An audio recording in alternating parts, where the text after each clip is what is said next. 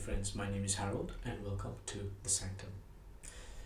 This is a brand new series on the chakras and energy healing, where we will dive deeper into the structure of the energy body, the aura, and how we can rebalance our chakras and heal ourselves internally. So it's important to note that all the information that I'm going to be sharing here in this series is all from in a pranic healing perspective, because it's important that I state that, because there are different schools of healing, different systems of healing. Like Reiki, there's many different schools, and there's all sorts of other esoteric healing schools, and their perspective on the chakras and the way healing is done is slightly different. So this is more of a pranic healing perspective. So first of all, it's important to note that in general, people, when they talk about the chakras, especially in our modern day and New Age spirituality and all of that, we just talk about the major seven, moving down from the crown to the third eye to the throat to the heart to the solar plexus and the sacral and the root. Whereas originally in some of the tantric texts, there's over 114 chakras. Out of those 114, we can remove 2 because they lie outside of the body, and 4 blossom from birth till death, and we can't do any work from them. So there's 108 chakras in reality. 7 of them you can see them as major. The rest you can see as mini chakras or minor chakras, like the ones on your palms and on the sides of your temples and at the bottom of your feet, for example. Now, in pranic healing, we can view the chakras in a certain way. There is a front of a chakra and there's the back of the chakra. So first of all, you've got the crown,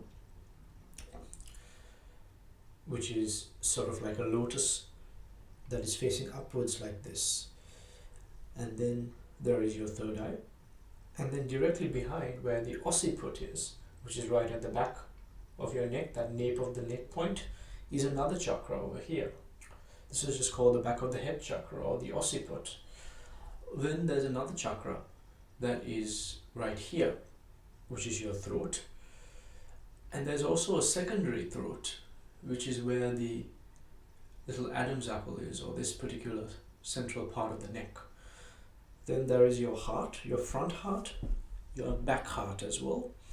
Then there's your front solar plexus and your back solar plexus. Then there is your navel, about 3 fingers below your belly button, and right at the back where you got the Ming Men, which controls your blood pressure. Then you've got your sexual chakra and the root, which is actually at the base of the spine, which they call the basic chakra. So it's right where the tailbone is, according to pranic healing. And then you've got another chakra here, which is where your spleen is. That's called the spleen chakra. Right? So there's a front spleen as well as the back of the spleen. So this is the structure that is often used in pranic healing. Now, it's important to note that the totality of the vibration of the chakras working together create an inner aura, which is sort of like an egg-shaped shell around you. And the inner aura has an external emanation that stretches outwards, which we call the outer aura. And the outer aura is connected together with the inner aura with long fibrils, which are known as health rays in the pranic healing system. So these health rays, sort of like rays of light, little hairs of rays of light, connect the inner aura with the outer aura. So the outer aura and the inner aura, these health rays that connect the two together, can get tangled up because of things that happen during your day, whether that's arguments or toxic people or negative thoughts and things like this. Problems can start to tangle up all of these health rays, right? And it diminishes your light in that way. And in the same way, your inner aura can change its shape depending on the activity of the chakras that you have. So in a perfectly healthy individual, which is very hard to come by these days because of our diet and our lifestyle and the way society is right now, let's say, hypothetically speaking, that there's a perfect individual and in absolute perfect health, and their chakras are working absolutely perfectly, then of course their inner aura will be equivalent, will be the same distance all over. Okay? Because all chakras, which are seen as lotuses, are rotating. So they're rotating clockwise, and they're breathing out, and anti-clockwise, and they're breathing in. So imagine these lotuses that are rotating like this, and then rotating like that, and rotating like this, rotating like that. So they're drawing in energy, and they're drawing out energy. They're drawing in energy, they're drawing and breathing out energy. So there's this motion of breathing in and breathing out at all points of the body, like this. And let's say all of these chakras are working at the same rate. So therefore the appropriate amount of energy is going to come into the body and be expelled out of the body, thereby creating a perfect egg shape. And now each chakra is also directly linked to a physical organ or an organ system. We'll get into that later in the series. So for example, the heart is directly linked to the heart, like your actual physical heart, as well as your circulatory system and things like this. So if the heart chakra is working too much energy is being taken in.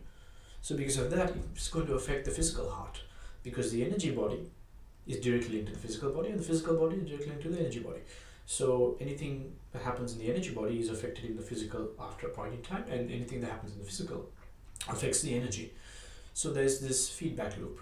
So if there's too much energy being taken in by the heart is going to receive too much energy. That might express itself as a really high heart rate, or maybe the heart chakra is not working well enough, it's not taking enough energy, therefore it might lead into some kind of heart defect, or maybe someone might have heart failure because the heart chakra is not working enough. So like this, the chakras are constantly taking in energy and taking out energy, and each chakra is linked with these different organs or organ systems in the body.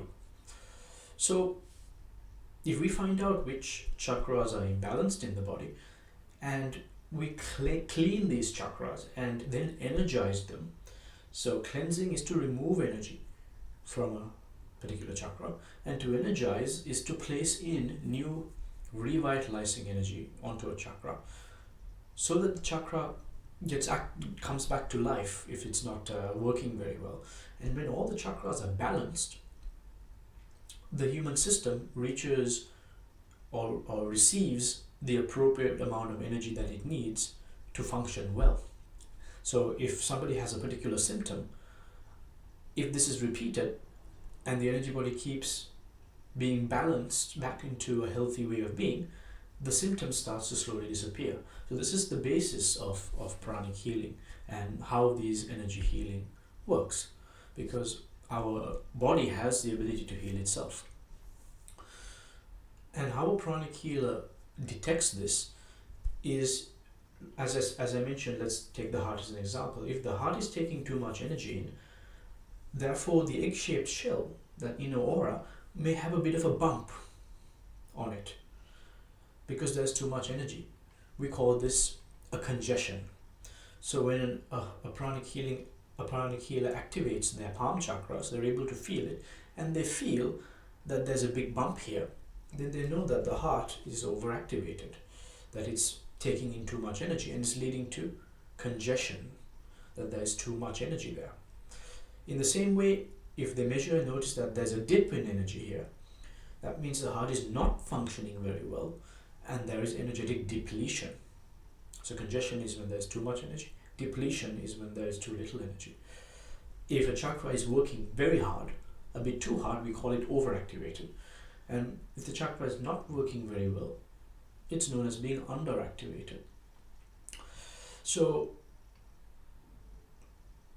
what a pranic healer does is feel the various chakras, the aura, and notice and detect which chakras are working too hard and which chakras are not working so hard and which chakras are exactly balanced, and then rebalance everything so that everything works equally, thereby shifting the energetic signature to allow an appropriate amount of energy to come in and out, thereby rebalancing the body and supplying the organs with the appropriate amount of energy required for healing to take place.